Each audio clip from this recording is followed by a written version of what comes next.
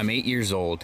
I'm sitting in my parents' basement and I'm watching the X Games, 1999 X Games. And I see this guy who's trying to land this trick and he's just getting hammered. Fall after fall after fall. But he's getting closer and closer every time. And you can see the determination in him. And that guy's name was Tony.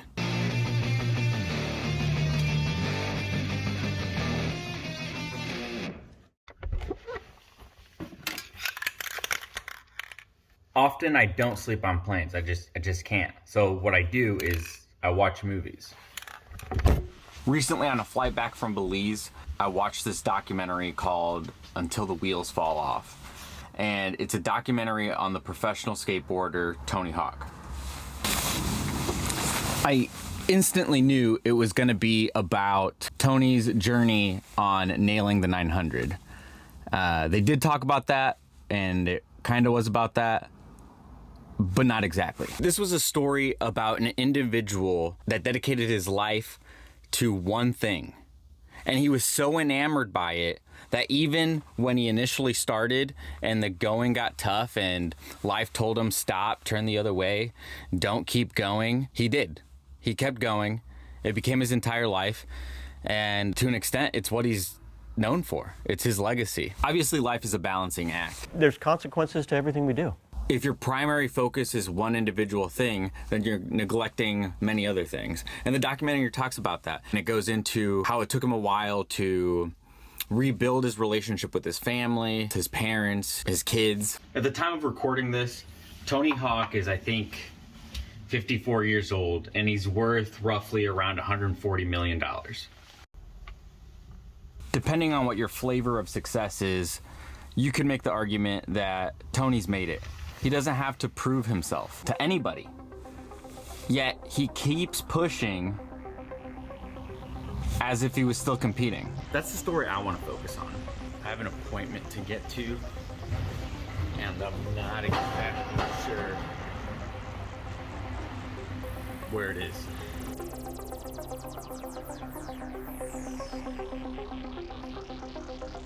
I'd asked the lady for help. She had no idea what I was talking about.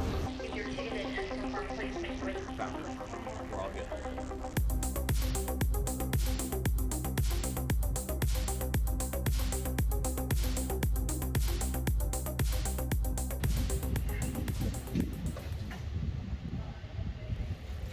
That appointment was just to get my flu shot. Now, let the hunt begin. I'm actually gonna retrace my steps. I think that might be the safest bet. It's coming back to me. It's coming back to me. Soon enough, I'll press this and we'll hear a beat. I've already unsuccessfully tried 3 other floors, so I'm thinking it's this one. There it is. Despite not having to prove anything, Tony Hawk continues to push himself. He pushes himself to the degree that he's quite literally killing himself. You're actually destroying yourself on what you love. To what degree do you have to love something so much that you're willing to ignore the fact that that thing you love is killing you? Obviously, we're not talking about drugs or other things like that, but it clearly shows he never did it for the money. He never did it for the fame. He did it because he loved it. And I think it's those people that are afraid to go through that, you know, that pain and suffering that never amount to anything than just a normal, safe life. You know, we don't live in those parameters. You know, there's that advice out there that exists that you should find out what you love or what you're passionate about and that the rest will come in terms of money and stuff like that. And I don't think that's good advice. However, I'd make the argument that a little bit of us sees what Tony did. This is a luxury. And aspires to have that passion and that drive Of having spent my life doing what I love. The cost of that? to want to do something that much. It sucks. I'm not blind.